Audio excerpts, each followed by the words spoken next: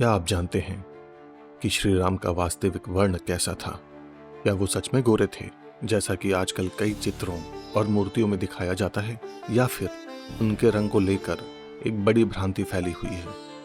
इस वीडियो में हम आपको वाल्मीकि रामायण और अन्य प्रामाणिक ग्रंथों के आधार पर श्री राम के वास्तविक स्वरूप का प्रामाणिक विवरण देंगे।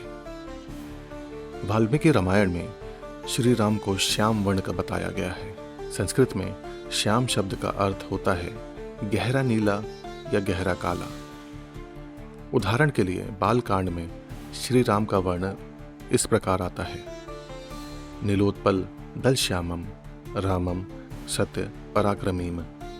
इसका अर्थ है नील कमल के समान श्याम वर्ण, सत्य पराक्रमी श्री राम। इसी तरह अन्य ग्रंथों में भी श्री राम के वर्ण को श्याम बताया गया है।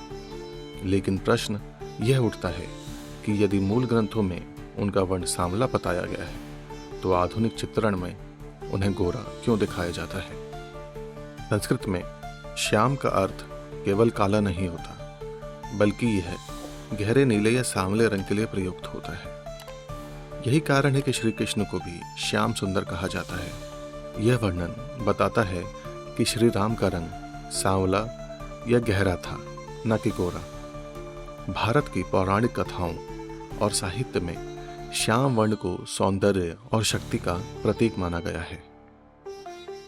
रामायण के अलावा अन्य ग्रंथों में भी श्री राम के वर्ण का उल्लेख मिलता है। तुलसीदास रचित रामचरितमानस में भी श्री राम को श्याम कहा गया है। उनके सौंदर्य का वर्णन करते हुए कहा गया है: कोटि सौ रेशम तेज बिरासा, श्यामल गौर सुचि गोरी समाजा। यहाँ स्पष्ट रूप से श्यामल शब्द का प्रयोग किया गया है, जिसका अर्थ गहरे रंग से है। यही नहीं, दक्षिण भारत की विभिन्न रामायण कथाओं में भी श्री राम को श्याम वर्ण का बताया गया है। अगर हम भारत के प्राचीन मंदिरों और चित्रों में देखें, तो हमें श्री राम को सांवले रंग में चित्रित किया गया मिलेगा। कई प्राचीन मूर्तियां और पेंटिंग्स इस बात का प्रमाण है। लेकिन 19वीं और 20वीं शताब्दी में पश्चिम प्रभाव और रंग भेद की मानसिकता के कारण श्री राम को गोरा दिखाने की प्रवृत्ति बढ़ गई। कई चित्रकारों और टीवी शोज ने श्री राम को गोरा बना दिया, जिससे लोगों में यह भ्रम पैदा हो गया कि श्री राम का रंग वास्तव में गोरा था। लेकिन सत्य यही है कि वे श्याम वर्ण थे। भारतीय समाज में प्राचीन काल से ही रंग को लेकर भेदभाव नहीं था।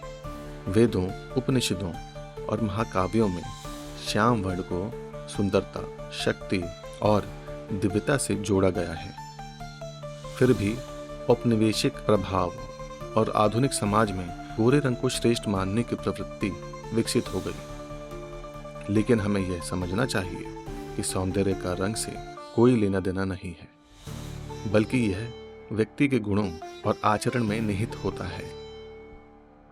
अगर हम वैज्ञानिक दृष्टिकोण से देखें, तो भारत के लोगों का रंग जलवायु और आनुवांशिकता से प्रभावित होता है। प्राचीन काल में भी सूर्य के प्रभाव और वातावरण के अनुसार लोगों के रंग अलग अलग होते थे। श्री राम का वर्ण भी इसी प्राकृतिक कारण का परिणाम था, जो उन्हें विशिष्ट और दिव्य बनाता था। रामायण के कई प्रसंगों में सौंदर्य का उल्लेख किया गया है, लेकिन यह बाहरी रंग रूप से अधिक व्यक्ति के गुणों और चरित्र से जुड़ा है। माता सीता स्वयं श्री राम के श्याम वर्ण को अत्यंत आकर्षक मानती थी। ऋषि मुनि भी श्री राम के तेजस्वी व्यक्तित्व की प्रशंसा करते थे, न कि केवल उनके बाहरी रूप की। अगर हम हमारे महापुरुषों की ओर देखें, तो पाएंगे कि न केवल श्री राम और श्री कृष्ण, बल्कि कई अन्य ऐतिहासिक और पौराणिक व्यक्तित्व भी सांवले या गहरे रंग के थे। फिर भी वे अपने गुणों और कृत्यों के कारण पूजनीय हैं। हमें इस मानसिकता से बाहर आना होगा कि गोरा रंग श्रेष्ठ होता है।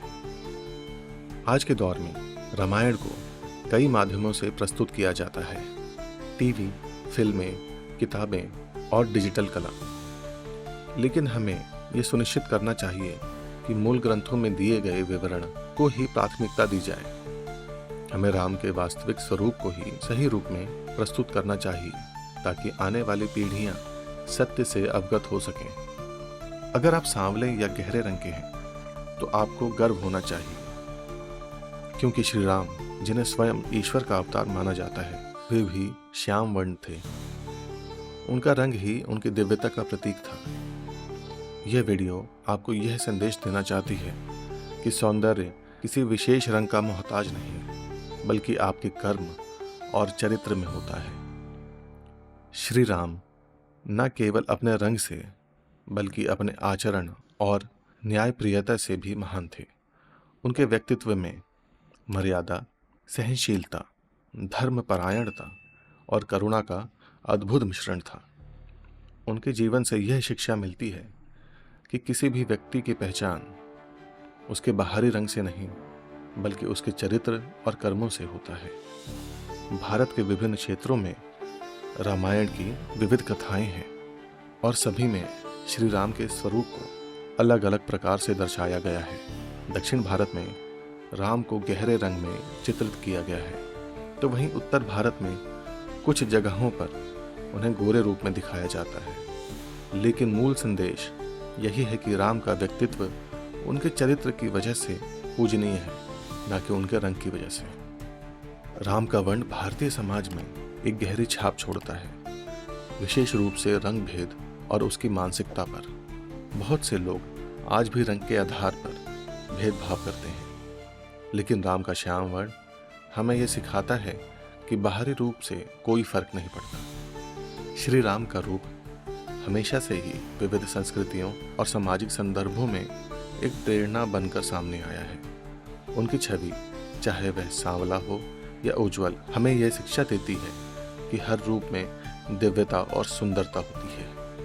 हमने जो श्याम वर्ण के बारे में जाना, वह सिर्फ एक रंग नहीं बल्कि श्री राम के व्यक्तित्व के आयाम को भी दर्शाता है।